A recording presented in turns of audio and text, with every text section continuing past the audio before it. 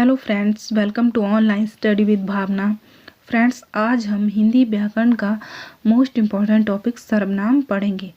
ये एग्ज़ाम के लिए बहुत ही इम्पॉर्टेंट है। यहाँ से एग्ज़ाम में एक क्वेश्चन डेफिनेटली आता है। तो आज हम सर्वनाम के भेद उदाहरण सहित पढ़ेंगे और बिल्कुल ईजी वे में हम समझेंगे कि सर्वनाम के भेद कौन से हैं और सर्वनाम किसे कहते हैं। सबसे पहले है सर्वनाम। सर्वनाम का क्या अर्थ है? सर्व मतलब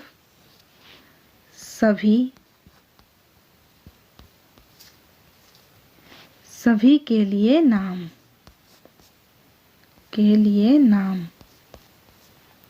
अब हम इसकी डेफिनेशन देखेंगे। जिन शब्दों का प्रयोग संज्ञा के स्थान पर किया जाता है उन्हें सर्वनाम कहते हैं। कौन से शब्द? जिनका प्रयोग संज्ञा के स्थान पर किया जाता है। सरल शब्दों में सर्व मतलब सब, नामों मतलब संज्ञाओं। सब संज्ञाओं के बदले में जो शब्द आते हैं उन्हें सर्वनाम कहते हैं। बिल्कुल इजी तरीके से हम समझते हैं कि संज्ञा के स्थान पर मतलब किसी नाम के स्थान पर जो शब्द आते हैं उन्हें हम सर्वनाम कहते हैं। जैसे मैं,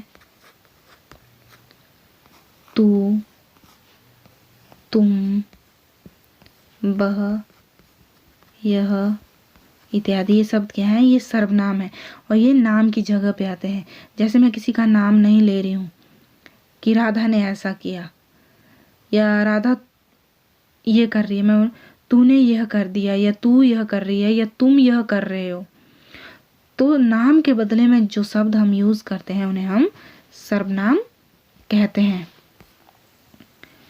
उदाहरण देखेंगे हम। सुभाष एक विद्यार्थी है। सुभाष क्या है? किसी का नाम है, एक विद्यार्थी का नाम है सुभाष और सुभाष क्या है? संज्ञा है। वह रोज स्कूल जाता है। उसके पास सुंदर बैग है। उसे घूमना बहुत पसंद है। किसकी बात हो रही है? सुभाष की बात हो रही है।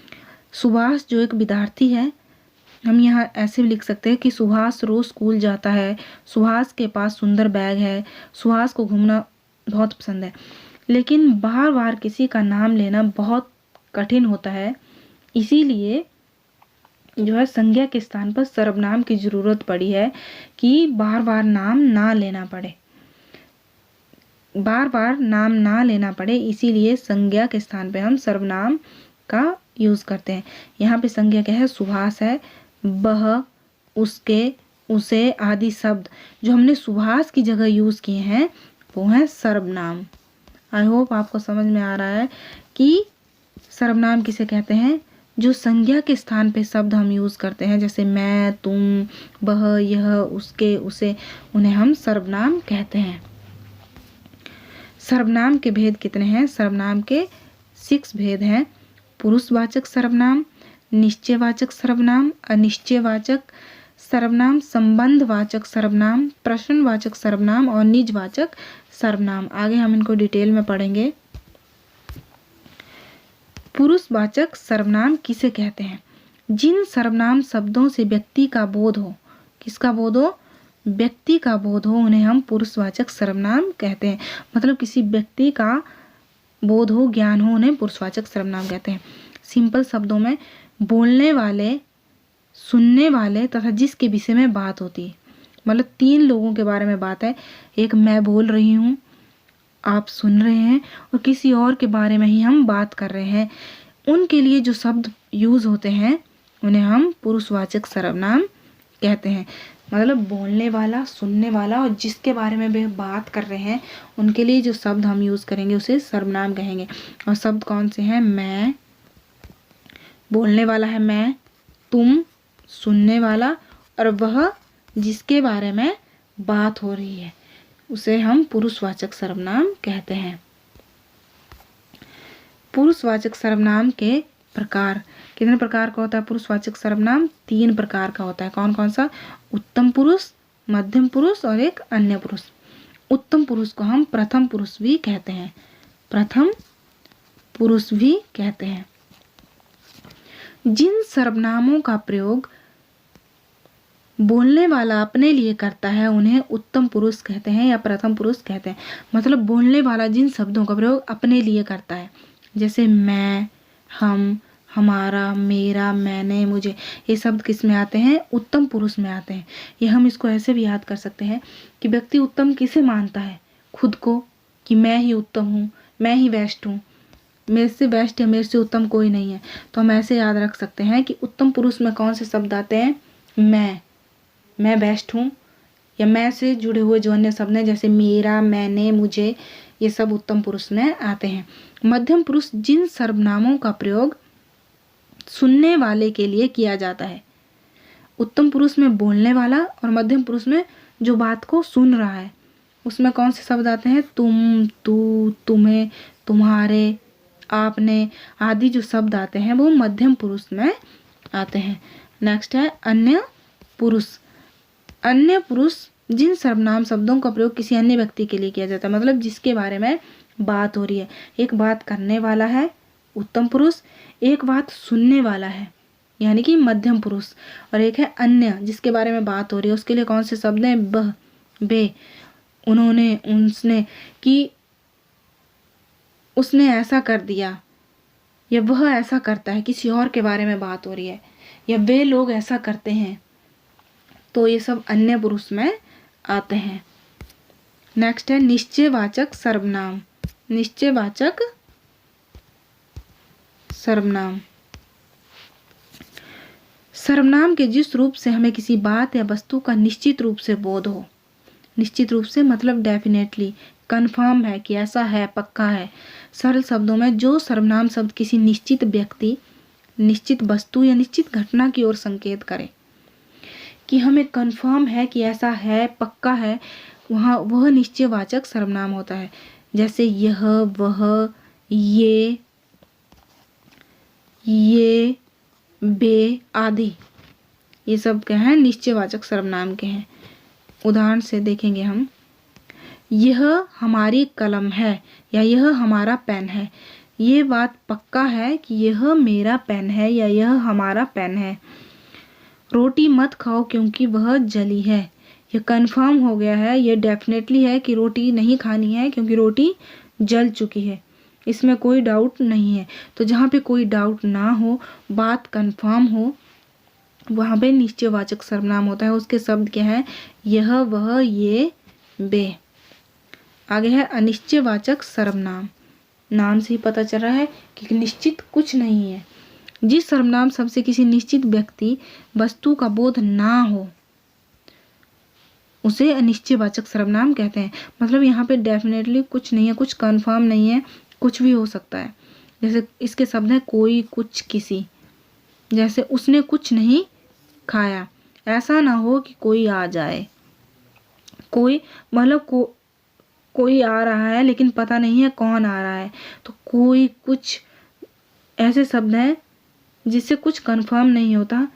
ये किसके हैं? अनिश्चयवाचक सर्वनाम के हैं। जैसे कोई आ रहा है, कोई आ रहा है मतलब यह पता है कि आ रहा है, लेकिन कौन आ रहा है इसके बारे में निश्चय नहीं है, कुछ कंफर्म नहीं है, ये अनिश्चयवाचक है।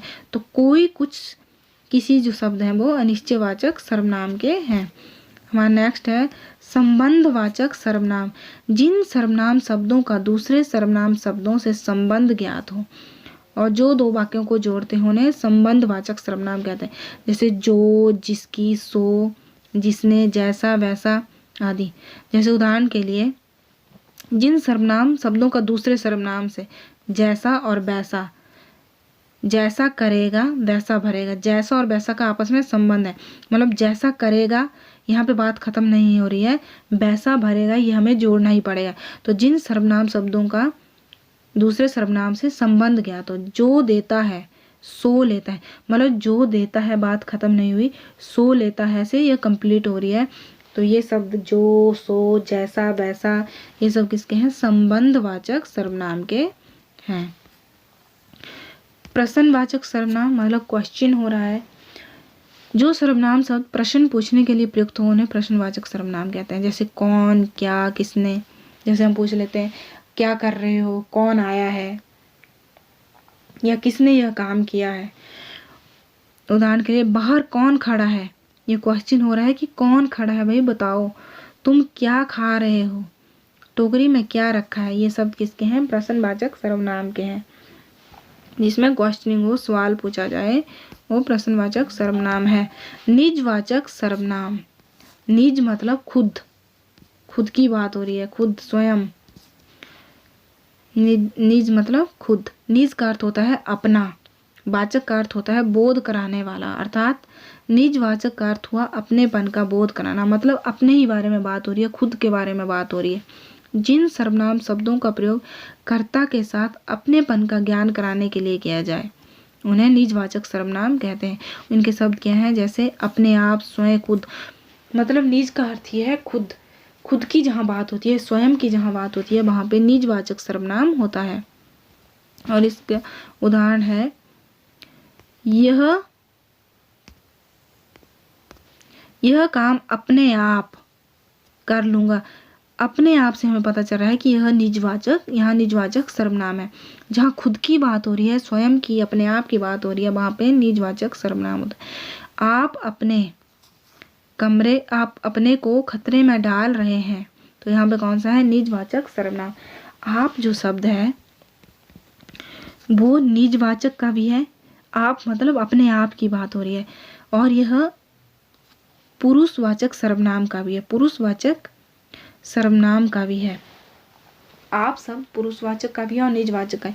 तो इसका पता हम कैसे लगाएंगे, जैसे आप क्या कर रहे हैं, यहाँ पे हम किसी दूसरे व्यक्ति से पूछ रहे हैं, तो यहाँ पे पुरुषवाचक सर्वनाम है। आप क्या कर रहे हैं, जैसे आप क्या कर रहे हैं। आप मतलब हम किसी और से पूछ रहे हैं, आप क्या कर रहे हैं, तो यहाँ पे पुरुषवाचक सर्वनाम है। और अगर हम कहें कि मैं आप कर लूँगा, मैं आप या मैं अपने आप कर लूँगा, अपने आप कर लूँगा, तो यहाँ पे कौन सा है, यहाँ पे अपने आप मतलब खुद की बात हो रही है, तो यहाँ पे निजवाचक सर्वनाम है। तो सिर्फ आप शब्द ऐसा है जिसमें थोड़ी सी कन्फ्यूज़न होती है कि ये निजवाचक का है या पुरुषवाचक का, लेकिन हमें वाक्य से पता चल जाता है कि जहाँ खुद की बात हो रही है वहाँ निजवाचक है, और जहाँ पे आप मतलब किसी दूसरे से के बारे में बात हो रही है वहाँ पे पुरुषवाचक सर्वनाम है। तो हमने सर्वनाम में पुरुषवाचक सर्वनाम, निश्चयवाचक, अनिश्चयवाचक, संबंधवाचक, प्रश्नवाचक और निजवाचक के बारे में पढ़ा। पुरुषवाचक में के 3 प्रकार हैं, उत्तम पुरुष, मध्यम पुरुष और अन्य पुरुष। निश्चयवाचक में जो बात निश्चित है, कन्फर्म है, वो निश्चयवाचक है। यह, वह, ये, वे आदि सब निश्चयवाचक हैं। अनिश्चयवाचक जिसमें कुछ निश्चित नहीं है, मतलब कोई, कुछ, वो अनिश्चयवाचक है। संबंधवाचक में 2 सर्वनामों का आपस में संबंध होता है, जैसे जैसा, वैसा, जो, सो इत्यादि। प्रश्नवाचक में प्रश्न पूछा जाता है, क्या, कौन। और निजवाचक में खुद की बात होती है, मतलब स्वयं की जहाँ बात होती है वहाँ निजवाचक सर्वनाम होता है। तो आई होप फ्रेंड्स आपको सर्वनाम से रिलेटेड ये वीडियो पसंद आया होगा। अगर आपको ये वीडियो अच्छा लगा है तो लाइक करें, सब्सक्राइब करें, ताकि आने वाले सभी वीडियो की आपको नोटिफिकेशन मिल सके। Thank you, keep watching.